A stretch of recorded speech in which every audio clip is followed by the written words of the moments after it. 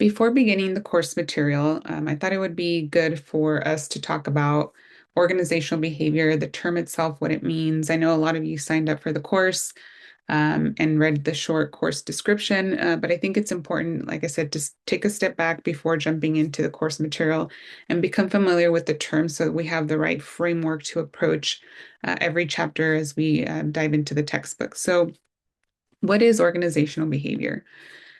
It is the study of the behavior of people in organizations. An organization typically refers to like a business, it could be a small business, a big company, a corporation, a nonprofit, any type of organization that, it could operate like a business or like a nonprofit, it doesn't matter, but any organization and how people behave within that organization. Um, we are going to dive into managers in chapter one, but managers have the task of, managing groups, managing teams, managing the company as a whole, but they have many responsibilities. And one of the most important is helping the organization run effectively. So I always think of an organization like a big engine, and there's all these different parts that have to work together in sync, and they have to be healthy, and they have to work. Just I like the thinking of it like a car engine, something like that, because there are so many different parts that have to work together, and if something fails, then the whole engine fails. So if there's some part that's not maybe pumping gas correctly, or maybe it's a spark plug or something, if something goes wrong, it usually impacts the vehicle as a whole, the engine as a whole. And so that's kind of a way to think of this concept of organizational behavior.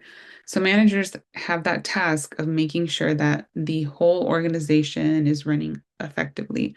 So when you think about in your own personal life, sometimes we have trouble understanding, our partners, our siblings, our kids.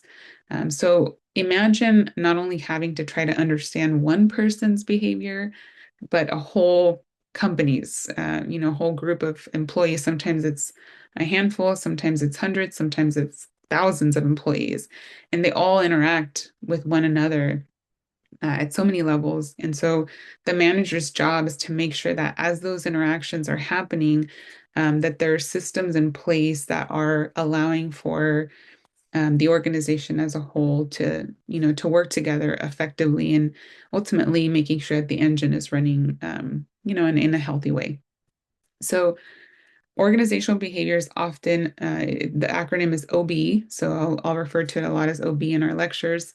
And OB is about using knowledge from behavioral sciences. And that's the unique part about this class. It incorporates a lot of different aspects. I usually teach a lot of business classes that are very technical. And this class is more dynamic because it incorporates a lot of different behavioral sciences, which are typically, not always associated with business. And we use that behavioral science background to understand and predict human behavior in the workplace. And so, a company doesn't get its job done if it doesn't have people working, right? People without employees, without staff, and a company doesn't work, it doesn't function. And so the people are the company's, usually a business's greatest asset. And so managing that behavior is really important to making sure that the organization is ultimately successful. So in terms of the behavioral science as part of OB, these are all, it's not just one field. Like I said, it blends insights from a lot of different disciplines. And so here are some of the ones that are covered. In OB, we touch psychology, sociology, anthropology, economics, and political science. So you have psychology, we talk about motivation, learning, perception. It helps us understand what motivates people, how people learn, how they perceive their work or themselves in their workplace. And then you have sociology. This looks at groups, culture, social structures inside organizations. So the group dynamics when you're working in a team and things like that. And then you have the anthropology piece, cultural influences, values, and tradition. Anthropology reminds us that culture and values shape how people behave at work. And so if you don't understand that as a manager, it's really hard to build teams that can effectively work together. You have to be able to really understand, what drives people and how they're influenced, and how we behave in the workplace is always driven by, these different things. But a big part of that is cultural influences, values, and traditions. Then you have the economics piece. Economics contributes theories of incentives, how we use resources, and how we make decisions. And then you have the political science piece.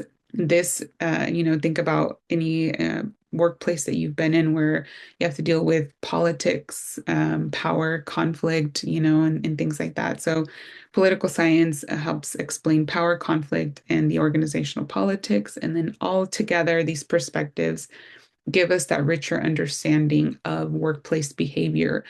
And without understanding these disciplines and how they impact how people work together, it's really hard as a manager to navigate that and create, be a good leader, be a good manager, and create processes that help consider all of these different aspects of OB in your, management style or your leadership style.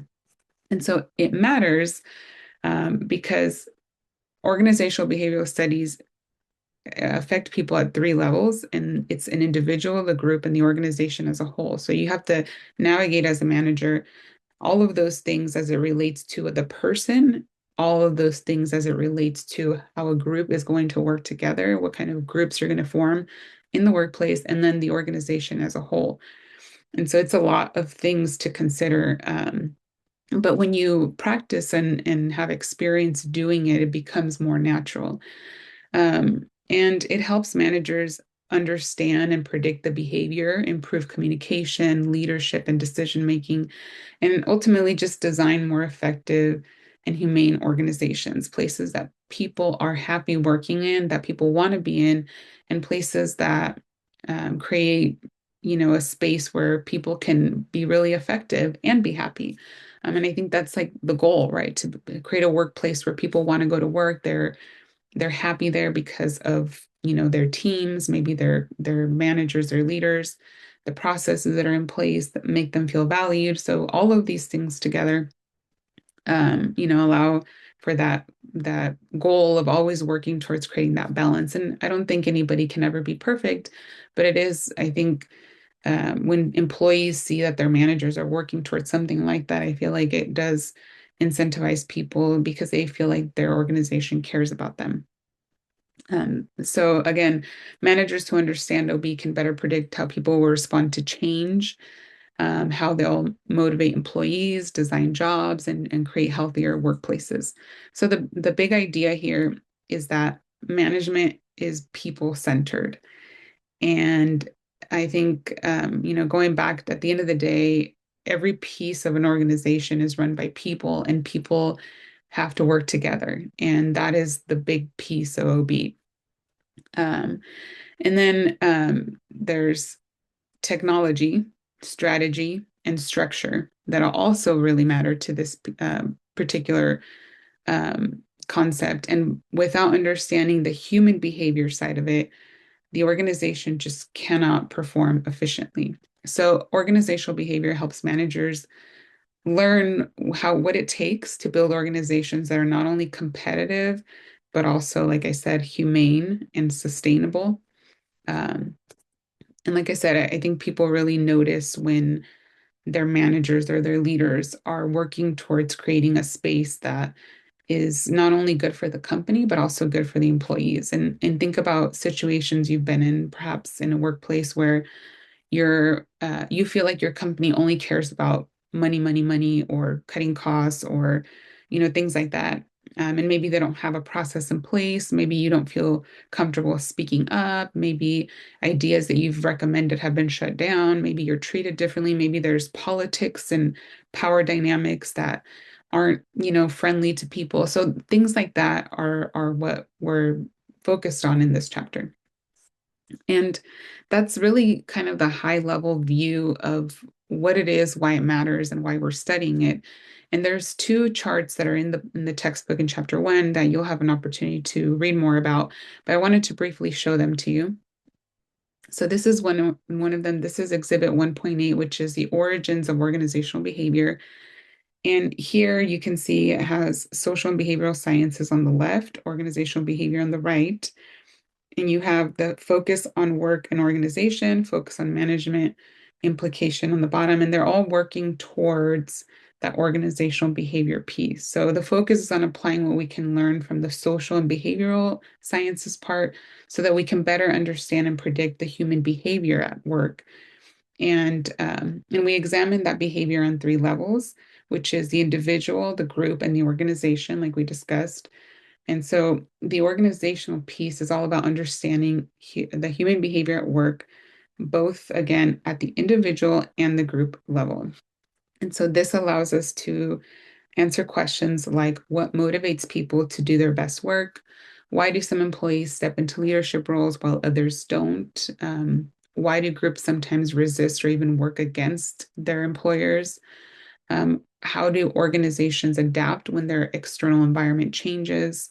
How can people communicate, or how do people communicate? How do they make decisions, and how do they collaborate efficiently and effectively? And then all of these questions help us explore, organizational behavior, and that will be the main focus of the class. And this is another chart that's in our textbook. It's Exhibit 1.10 in Chapter 1, and this is a model of management and organizational behavior. And I just really like this, showing this chart, this exhibit, because it does a really good job of kind of showing all the pieces. And you have the organizational inputs from the environment at the top. So you see how there's capital, human resources, technology, government regulations, raw materials, economic conditions. All of these then kind of trickle down to this big square in the middle, which is the organizational processes, and they go for individuals and groups, management, and then you have tasks and technology on the left, organizational design on the right.